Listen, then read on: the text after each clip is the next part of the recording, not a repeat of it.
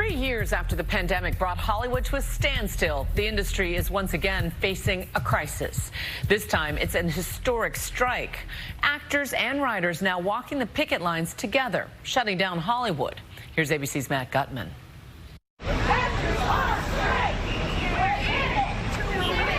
From New York to L.A., some of Hollywood's biggest stars trading in props for picket signs.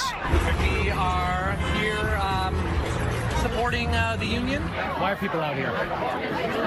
We're out here because AMPTP has made it very hard to come to a deal that makes sense. Stars like Jason Sudeikis and Susan Sarandon joining the protests. Matt Damon speaking out from the red carpet. We got to protect the people who are kind of on the margins. We got to figure out something that is fair. The strike impacting everyone from background actors to A-listers. The actors say they want higher wages, residual pay, better access to health care, and artificial intelligence regulation. You've experienced being knocked off of health insurance. Yeah, 1 year I was $50 short. We're working class. Not everybody can do this full time and make a living. So for them to pinch pennies, for them to not want to share the wealth, is really problematic. After failing to reach an agreement with major studios, the union is standing firm. People just feel like the man is on their neck, and this is a way to breathe again. The industry now facing a crisis as 160,000 actors join the 10,000 members of the Writers Guild, striking since May 2nd on the picket lines. Over the weekend, the cast of Oppenheimer walking out of their own premiere, and SAG President Fran Drescher speaking out and fired up for the cause. At some point, you have to say no. We're not going to take this anymore. The entire business model has been changed by streaming, digital, AI. This is a moment of history. That is a moment of truth. SAG-AFTRA, Hollywood's largest union, has been in contract talks since June 7th with the Alliance of Motion Picture and Television Producers, the bargaining rep for studios and streamers like Netflix, Sony Pictures, Warner Brothers, and the Walt Disney Company, the parent company of ABC News. They were unable to reach an agreement by the deadline, and their contract expired. The industry has already been reeling for months from the domino effect of the writer's strike. Late-night television airing reruns.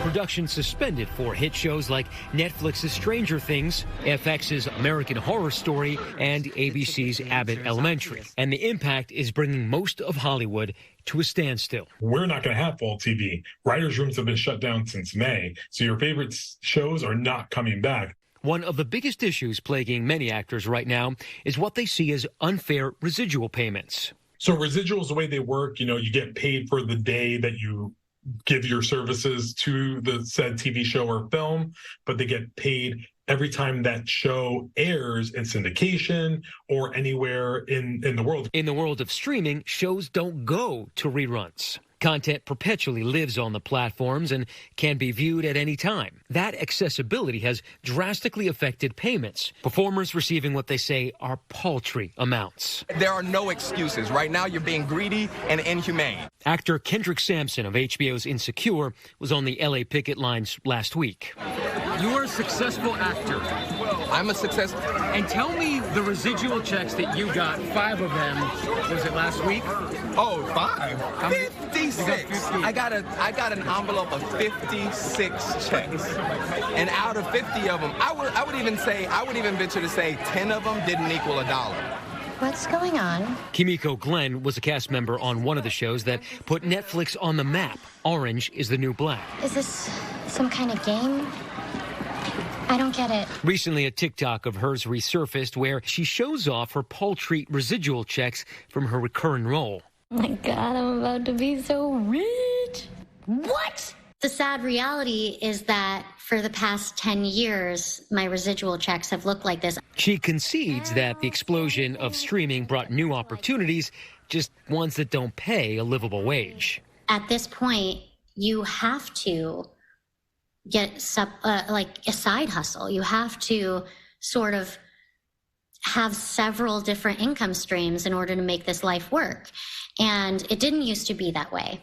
Last week, the Walt Disney Company CEO, Bob Iger, shared his view on the strike with CNBC. It's very disturbing to me.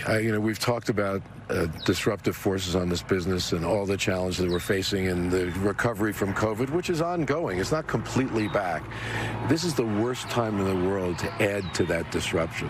I understand any labor organization's desire to work on the behalf of its members to get the most compensation, to be compensated fairly based on the value that they deliver. There's a level of expectation that they have that is just not realistic. What's your biggest concern right now?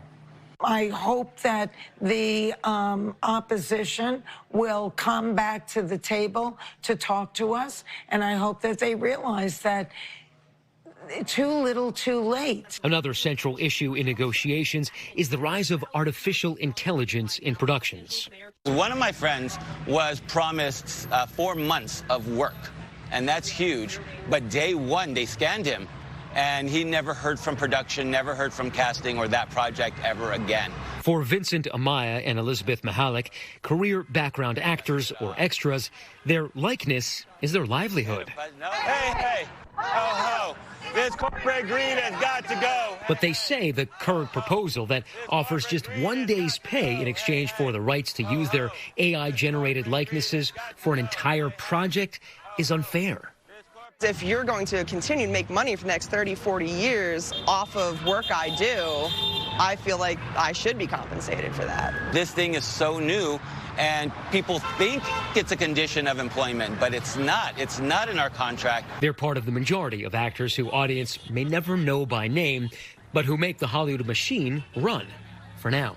We're kind of the support in a scene. We are all the people that you see that make it feel very real. The AMPTP said in a statement that they presented a deal that offered historic pay and residual increases, and that it has offered protections for actors' digital likenesses from AI, but that their offer was rejected. To increase their profits at the expense of our livelihoods. With writers and actors now firmly entrenched together, the disruption in Hollywood has no end in sight. This is going to be a game where we're going to see who flinches first. It could be some time before we see Hollywood working again. Their future on the line, they say they're prepared to keep fighting for as long as it takes. I definitely want to still be able to earn a living. I still want to get health insurance through work. I just want to go back to be able to paying my bills. Our thanks to Matt.